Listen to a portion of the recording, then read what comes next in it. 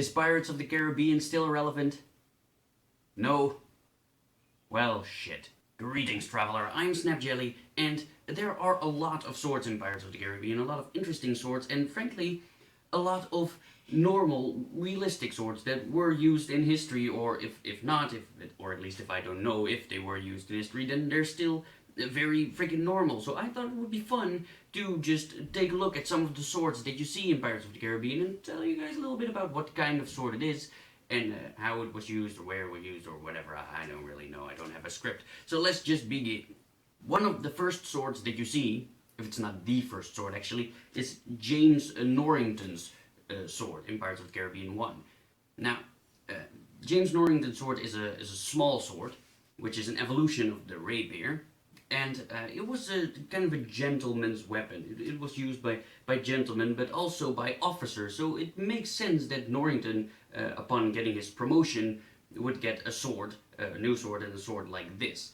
Incidentally, I actually bought one of those not too long ago, but it hasn't arrived yet, so I can't show you, but still, it's fairly normal. It's not the most useful, but officers had these kinds of swords, so it makes sense.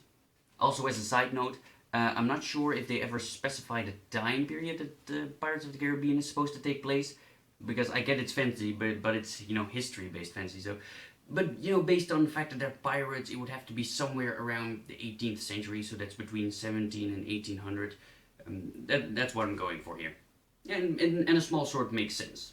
Now, in Will's Blacksmith, a little bit later, you see a bunch of swords hanging on the wall, and most of them don't really get a clear shot, so it's hard to see, but you see one kind of rapier, side sword, kind of weapon, and the sword that Will grabs, yeah, you don't really get a clear shot of that, but it's just a saber with a single knuckle bow. Honestly, it could be anything. There's also a very quick shot of a sword with a shell guard, most likely a cutlass. Yeah, nothing that I can particularly say about that. There's just extra hand protection. Now, Jack Sparrow's sword is a hanger. Now, not to be confused with wall hanger, because as you guys would most likely know, the term wall hanger is used to describe a decorative sword that has no practical purpose except for looking good, and they're usually not made of steel, and if they are, then it's not hardened. It's just a decorative piece that you hang on the wall, hence the name a wall hanger.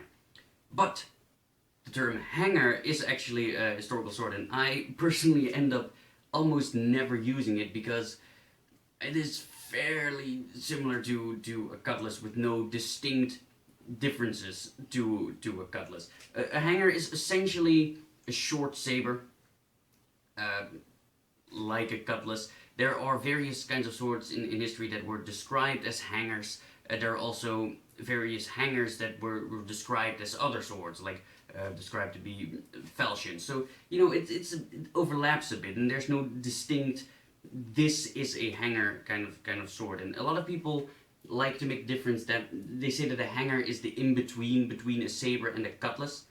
They say if it's shorter than a saber but longer than a cutlass, that's a hanger. But again, that's not really an accurate description, because there's also no set length that a cutlass is, or that a saber is. You know, it varies a lot.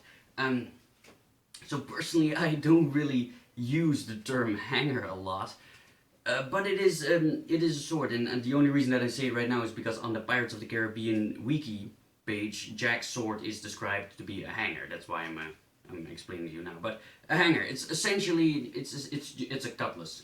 Essentially, it's a short saber, very similar to a cutlass. Am I in focus? I don't know. Barbosa, however you pronounce it.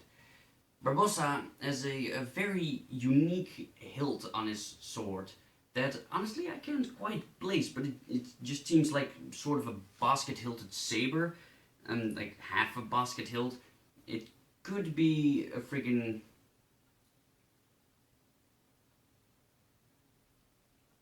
I don't know. I mean, it is curved, so it's not a back sword, so it should be a saber. Honestly, I can't quite place it. It may have been used historically, but not that I know of. It's quite a unique looking hilt, and I like it. It seems functional enough. There's no reason why it wouldn't be, so sure. Now, during the Brethren Court, you see a scene that they all stab a globe, which is a waste of a perfectly good globe. But you do get a shot of a few swords that you can very quickly take a gander at and look at what they are. Now, you see, for example, a Chinese Jian, I'm definitely mispronouncing that. Chinese language is very difficult, I don't know how you say it, but Chinese sword with no guard or anything. It's quite famous, you probably know of it. You also see a cup-hilted rapier, a Spanish cup-hilted rapier, that is.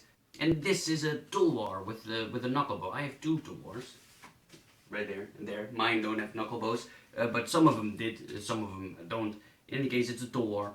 It seems perfectly reasonable. Also, the Spaniard in the fourth movie also uses a Spanish cup-hilted rapier, so that's very good. And the sword that Elizabeth Swann later uses is also Jian. So yeah.